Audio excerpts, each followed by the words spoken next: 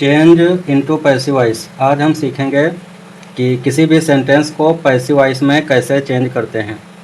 दरअसल होता क्या है कि पैसिव वॉइस बनाने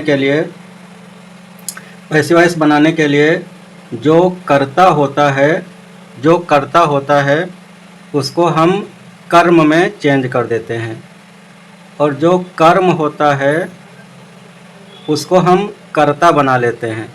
ये सबसे इम्पोर्टेंट काम है, यही हमें पैसिव वॉइस बनाने के लिए करना पड़ता है। तो आपको थोड़ा ध्यान ये रखना है कि अगर हमारे पास कर्ता आई है तो जब उसका हम कर्म बनाएंगे तो वो मी में चेंज होगा। और अगर कर्ता आपके पास यू है तो यू ही रहेगा, और अगर आपके पास कर्ता वी है तो उसका अस हो जाएगा, और यदि आपके पास कर्ता है दे तो उसका हो जाएगा देम, और अगर आपके पास करता है सी तो उसका कर्म बनेगा हर, और अगर आपके पास करता है ही तो कर्म उसका बनेगा हिम। ये आपको याद कर लेना है। और इधर भी आपको याद करना है, जो आपको टेंस मिलेगा तो जब आप पैसिव वॉइस में उसको चेंज करेंगे तो सहायक क्रिया कौन सी यूज करेंगे, ये एक बहुत ही इम्पॉर्टेंट मैटर होता है। तो देखिए, हमने आपको बता दिया है, यदि सेंटेंस में डू या डज मिलता है या फिर क्रिया का फर्स्ट फॉर्म मिलता है तो आप जब पैसिव वॉइस में बनाएंगे तो सहायक क्रिया आप इज, एम, आर इसी में से कोई एक यूज़ कर लेंगे। और अगर आपको टेंस में इज, एम, आर मिलता है और साथ में क्रिया में आईएनजी भी लगा है तो आप पैसिव वॉइस में इज, एम, आर का यूज़ करेंगे और साथ में बीइंग का भी यूज़ करेंगे। अगर आपको सहायक क्रिया हैज या हैव मिलती है तो फिर आप जब पैसिव वॉइस बनाएंगे तो सहायक क्रिया हैज़ बीन या हैव बीन का प्रयोग करेंगे।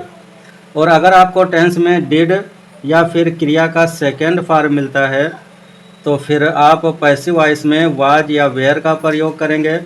और अगर टेंस में वाज या वेयर मिलता है और साथ में आईएनजी भी लगा होता है तो आप वाज वेयर ही लगाएंगे सहायक क्रिया, और साथ में बीइंग का प्रयोग करेंगे। अगर सहायक क्रिया आपको मिलती है हैड तो फिर आप पैसिव वॉइस में हैड बीन का प्रयोग करेंगे। और अगर आपको सहायक क्रिया विल या शैल मिलती है तो आप पैसिव वॉइस में विल बी या शैल बी का प्रयोग करेंगे।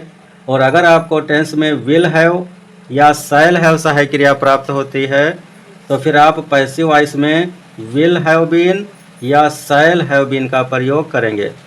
तो आप टेंस इधर देख लीजिए और उसमें आप कौन सी सहायक क्रिया यूज़ करेंगे पैसिव वॉइस बनाने के लिए, तो हमने इसको यहाँ पे लिख दिया है। और हम अब सभी टेंस का एक एक पैसिव वॉइस बनाएंगे जिससे आप अच्छी तरह से समझ सकते हैं। तो चलिए आपको हम एक टेंस पैसिव वॉइस में कन्वर्ट करके बताते हैं। देखिए, आपके पास पहला टेंस है यू ईट दी मैंगो, तुम आम खाते हो। ये आपके पास पहला सेंटेंस है। तो आप इसको मैच कर लीजिए। देखिए, इसमें यह क्रिया प्रयोग है ईट, ये ईट क्रिया प्रयोग है और यह फर्स्ट फॉर्म है। तो हमने आपको बताया, यहाँ पे देख लीजिए, अगर फर्स्ट फॉर्म प्रयोग है तो आप सहायक क्रिया इज, एम, आर इसी में से एक यूज़ करेंगे। और हमने यहाँ पे देखिए नियम भी बता दिया है। पैसिव वॉइस बनाने के लिए आपके पास सिर्फ एक ही नियम है। सबसे पहले आप कर्ता लिखेंगे, उसके बाद सहायक क्रिया लिखेंगे, उसके बाद मुख्य क्रिया का थर्ड फॉर्म लिखेंगे, उसके बाद बाई लिखेंगे और फिर लिखेंगे आप कर्म। इस तरह से आपका पैसिव वॉइस बन जाएगा। तो देखिए, पहले सेंटेंस को पैसिव वॉइस में कन्वर्ट करते हैं। यू ईट द मैंगो, तुम आम खाते हो। तो इसका पैसिव बनाना है तो देखिए हमने नियम लिखा था, सबसे पहले आप कर्ता लिखिए। तो आपको यहाँ पे कर्ता मिलेगा दी मैंगो, ये आपका कर्ता है। तो आप पैसिव वॉइस बनाइए। तो पहले लिखिए दी मैंगो। उसके बाद देखिए हमने बताया था आपको सहायक क्रिया लिखनी है, तो इसमें फर्स्ट फॉर्म का यूज़ हुआ है, इसलिए हम इज, एम, आर इसी में से एक सहायक क्रिया यूज़ करेंगे। मैंगो एक ही है, एक वचन है, इसलिए हम सहायक क्रिया इज यूज़ करेंगे। ये सहायक क्रिया हमारी हो गई। अब लिखेंगे मुख्य क्रिया का थर्ड फॉर्म। तो मुख्य क्रिया इसमें ईट थी तो हम ईट का थर्ड फॉर्म लिखेंगे ईटेन, ये ईटेन हो गया। उसके बाद बाई लिखेंगे, ये हमने बाई लिख दिया है। और फिर लिखेंगे कर्म। तो हमने बताया था जो कर्ता होता है वही कर्म बनता है, तो इसमें कर्ता था यू और यू का कर्म भी यू होता है। तो देखिए आपका एक सेंटेंस पैसिव वॉइस में चेंज हो गया। यू ईट द मैंगो, आप इसको जब पैसिव बनाएंगे तो पैसिव बनेगा the mango is eaten by you. चलिए दूसरा सेंटेंस देखते हैं। दे आर टीचिंग मी, वे मुझे पढ़ा रहे हैं। वे मुझे पढ़ा रहे हैं, इसका भी पैसिव वॉइस में चेंज करिए। इसमें देखिए सहायक क्रिया आर प्रयोग है और क्रिया में आईएनजी भी लगा हुआ है। तो देखिए हमने आपको नियम में बताया था अगर आर लिखा हो और साथ में आईएनजी यूज़ हो तो सहायक क्रिया इज एम आर और साथ में बीइंग यूज़ करेंगे। तो चलिए इसको भी पैसिव वॉइस बनाते हैं। तो इसमें कर्ता बनेगा मी। तो जब आप मी का कर्ता बनाएंगे तो ये आई बनेगा, आई हमने यहाँ पे बताया था। देखिए मी अगर कर्म है तो उसका जब आप कर्ता बनाएंगे तो आई बन जाएगा। देख लीजिए आई और मी, कर्ता है तो आई, कर्म है तो मी।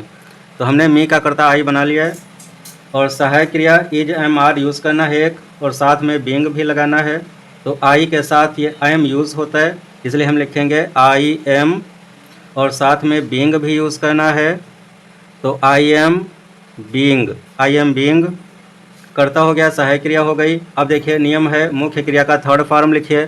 तो इसमें क्रिया थी टीच और टीच का हमें थर्ड फॉर्म लिखना है। तो टीच का थर्ड फॉर्म होता है टाट, ये हो गया टाट। उसके बाद बाई लिखिए और कर्म लिखिए। तो हमें बाई लिखते हैं और फिर कर्म, कर्म हमारे पास कर्ता था दे, तो दे का जो कर्म बनेगा वो बनेगा देम। देखिए ये भी आपका पैसिव वॉइस में चेंज हो गया। दे आर टीचिंग मी, वे मुझे पढ़ा रहे हैं, तो इसका पैसिव वॉइस बना I am being taught by them. एक तीसरा भी सेंटेंस देखते हैं। सी हैज वॉश्ड डर्टी क्लॉथ्स, वह गंदे कपड़े धो चुकी है। चलिए इसको मैच कर लेते हैं। देखिए इसमें हैज का प्रयोग हुआ है। इधर नियम में आप एक बार देख लीजिए हैज, अगर सेंटेंस में हैज लिखा हुआ हो तो आप पैसिव वॉइस में हैज बीन या हैव बीन सहायक क्रिया यूज़ करेंगे। इसको पैसिव वॉइस बनाते हैं। सबसे पहले इसका कर्ता लिखते हैं। कर्ता बनेगा डर्टी क्लॉथ्स, तो हम लिख लेते हैं डर्टी क्लॉथ्स। उसके बाद इसमें हैज़ प्रयोग है, तो सहायक क्रिया हम लगाएंगे हैज़ बीन या हैव बीन। तो यहाँ पे कपड़े अधिक हैं, बहुवचन है, इसलिए हम सहायक क्रिया लगाएंगे हैव बीन। हैव बीन हो गया, सहायक क्रिया हो गई। फिर लिखिए मुख्य क्रिया का थर्ड फॉर्म। तो वॉश्ड ये थर्ड फॉर्म ही थी, इसलिए हम ये थर्ड फॉर्म ही लिख देते हैं वॉश्ड। उसके बाद देखिए लिखना है बाई और बाई के बाद लिखना है कर्म। तो इसमें कर्ता था सी, तो सी का कर्म बनेगा हर। तो she has washed the dirty clothes, इसका पैसिव बनेगा dirty clothes have been washed by her. तो बहुत आसान है, कोई कठिन काम नहीं है पैसिव बनाना। चलिए एक और बनाते हैं। He bought a new car, उसने एक नई कार खरीदी। इस सेंटेंस को देखिए, इसमें देखिए जो एक क्रिया प्रयोग है यह सेकेंड फॉर्म है। और इधर देख लीजिए हमने बताया था अगर सेकेंड फॉर्म यूज़ की गई है तो आपको सहायक क्रिया वाज या वेयर ही लगाना है। तो इसको ही पैसिव बनाते हैं। पहले कर्ता लिखते हैं। कर्ता इसमें बनेगा आ न्यू कार, तो ये कर्ता आपका हो गया आ न्यू कार, आ न्यू कार। उसके बाद सहायक क्रिया लगाना है, तो यह सेकेंड फॉर्म यूज़ की गई है, तो इसलिए हम वाज वेयर का प्रयोग करेंगे। कार एक वचन है, इसलिए हम यूज़ करेंगे वाज। सहायक क्रिया लिख गई। अब लिखिए मुख्य क्रिया का थर्ड फॉर्म। ये बाट ये सेकेंड फॉर्म है और इसका थर्ड फॉर्म भी बाट ही होता है, ये थर्ड फॉर्म हो गया। फिर बाई लिखिए और बाई के बाद लिखिए कर्म, तो इसका कर्ता था ही, इसलिए जब ही को कर्म बनाएंगे तो ये बन जाएगा him. A new car was bought by him.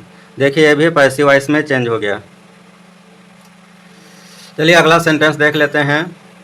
I had written an essay, मैं एक निबंध लिख चुका था। इसमें देखिए हैड का प्रयोग किया गया है। तो हमने देखिए आपको यहाँ पे बताया था अगर हैड का प्रयोग हुआ है तो सहायक क्रिया हैड बीन यूज़ करेंगे। पहले कर्ता लिखते हैं। कर्ता बनेगा एन एसे, तो एन एसे, एसे मीन्स होता है निबंध, एन एसे। और हैड के साथ हैड बीन सहायक क्रिया यूज़ करेंगे, तो ये सहायक क्रिया हो गई हैड बीन। ये सहायक क्रिया हैड बीन हो गई। और सहायक क्रिया के बाद हमें मुख्य क्रिया का थर्ड फॉर्म यूज़ करना है, तो ये ऑलरेडी रिटर्न थर्ड फॉर्म ही होता है, तो हम लिख देते हैं रिटर्न, ये थर्ड फॉर्म ही है। पैसिव वॉइस में हमेशा क्रिया का थर्ड फॉर्म ही यूज़ होता है, जैसा कि मैंने नियम में बताया था कि मुख्य क्रिया का थर्ड फॉर्म ही यूज़ होता है पैसिव वॉइस बनाने के लिए। और थर्ड फॉर्म हो गया। फिर बाई लिखिए, ये हमने बाई लिख दिया है। और बाई के बाद कर्म लिखिए, तो कर्ता इसमें था आई को जब मैं कर्म बनाऊंगा तो ये बनेगा me. An essay had been written by me, ये भी पैसिव वॉइस में चेंज हो चुका है। चलिए एक सेंटेंस और बना लेते हैं।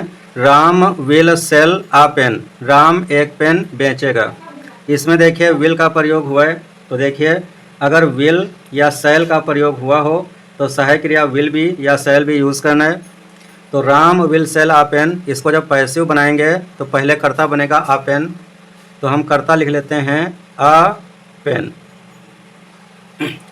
आ पेन के बाद में हमें सहायक क्रिया लिखना है, तो इसमें सहायक क्रिया विल प्रयोग हुई है, तो हमें विल भी या सेल भी प्रयोग करना है। तो पेन के साथ विल प्रयोग होता है, तो हम सहायक क्रिया लगाएंगे विल बी। ये सहायक क्रिया हो गई। और मुख्य क्रिया का थर्ड फॉर्म लिखिए, सेल ये फर्स्ट फॉर्म है, इसका थर्ड फॉर्म होता है सोल्ड। उसके बाद लिखिए बाई, और बाई के बाद लिखना है कर्म, तो कर्ता राम है तो यही कर्म बनेगा राम। राम का आर बड़ा ही लिखेंगे क्योंकि ये नाम है। तो ये भी पैसिव वॉइस चेंज हो चुका है। और हमारे पास एक लास्ट सेंटेंस बचता है, Rita will have cooked food, Rita भोजन पका चुकी होगी। इसमें देखिए विल हैव का प्रयोग हुआ है, तो अगर विल हैव का प्रयोग हुआ है तो आप सहायक क्रिया विल हैव बीन या शैल हैव बीन लगाएंगे। अब हम इसको नहीं बनाएंगे पैसिव वॉइस, आप इसको पैसिव वॉइस बनाएं और कमेंट में इसका जवाब ज़रूर दें। Thank you.